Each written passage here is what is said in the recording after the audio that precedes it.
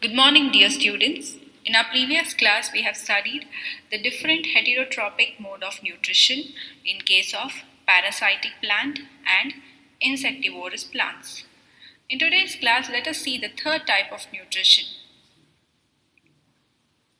So if you just look into the pictures, you can see a fluffy or umbrella kind of structures with patches growing in the moist region. So what do you call these organisms as? So these kinds of organisms are called as fungus or fungi.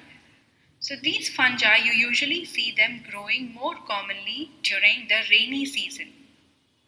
So let's see how does these organisms derive their nutrition. These organisms have a different mode of nutrition. That is, they absorb the nutrients from the dead and decaying matter. So such a kind of type of nutrition, you call it as saprophytic nutrition. And the organisms with saprophytic mode of nutrition are called saprotrophs. So the examples are your mushrooms, yeast, etc. All these organisms come under the group of fungi.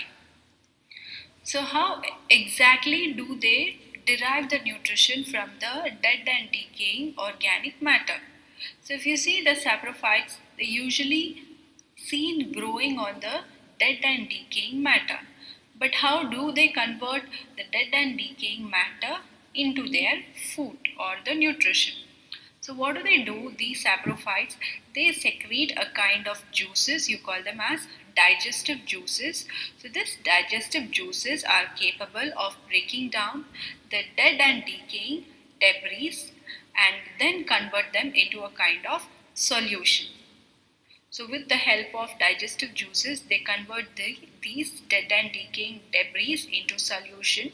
So this solution is later absorbed by the saprophyte as a nutrition, which enable them to grow and survive.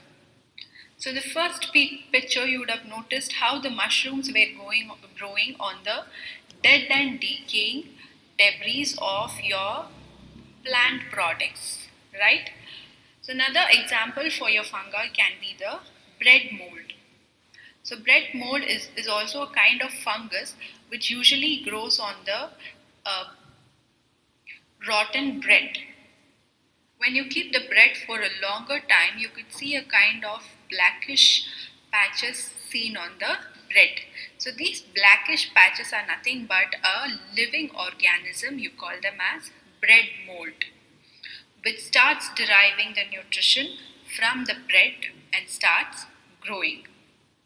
So these patches of bread mold do have certain kinds of structures. If you see in the picture where you have the rhizoid or hyphae, which is going deep into the substratum or the bread medium, which enable them to derive the nutrition from the bread, and they do have a circular or spherical kind of sporangia which produces the spores.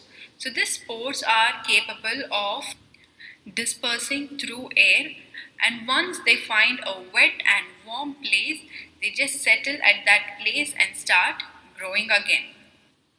So during the rainy season, you tend to find most of your components or the substance try to get spoiled if they are left at warm and moist place for a long time.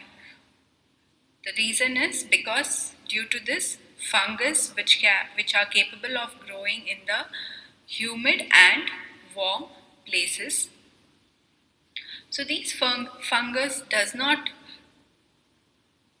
consider only bread as a nutritive medium.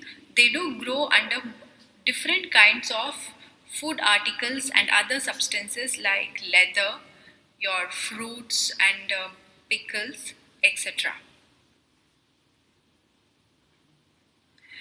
The next type of nutrition you're going to learn, which neither comes under autotrophic mode of nutrition nor heterotrophic mode of nutrition, so that is your symbiosis. So what do we mean by the term symbiosis? Symbiosis is where some of the organisms live together in close association and advantage each other by deriving the nutrition. So such a type of nutrition you call it as symbiosis.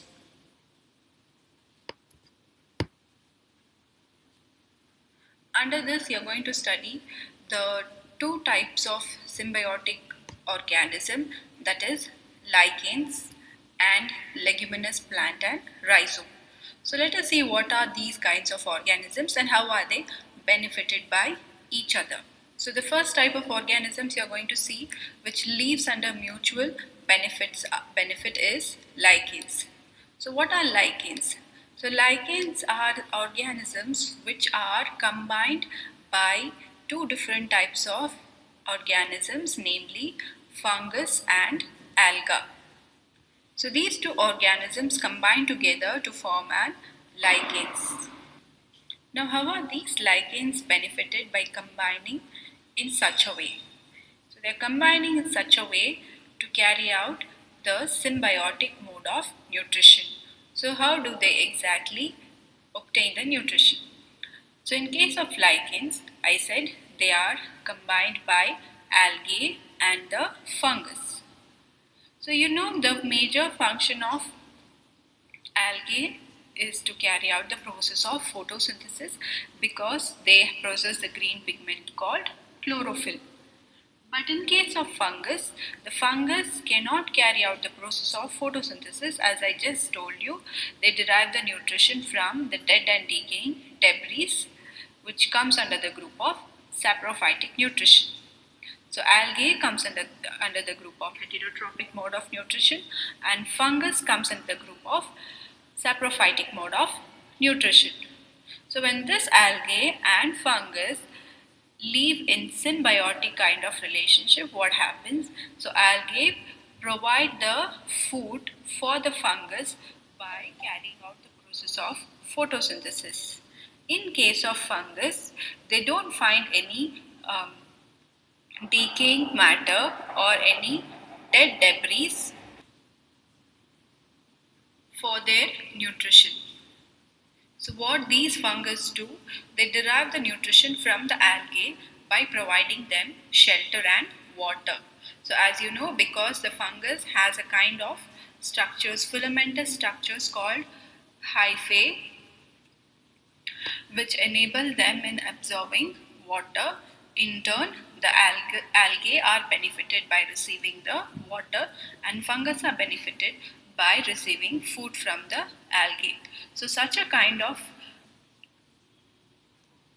mutual benefitism where both are getting the nutrition from each other, you call it as symbiotic relationship.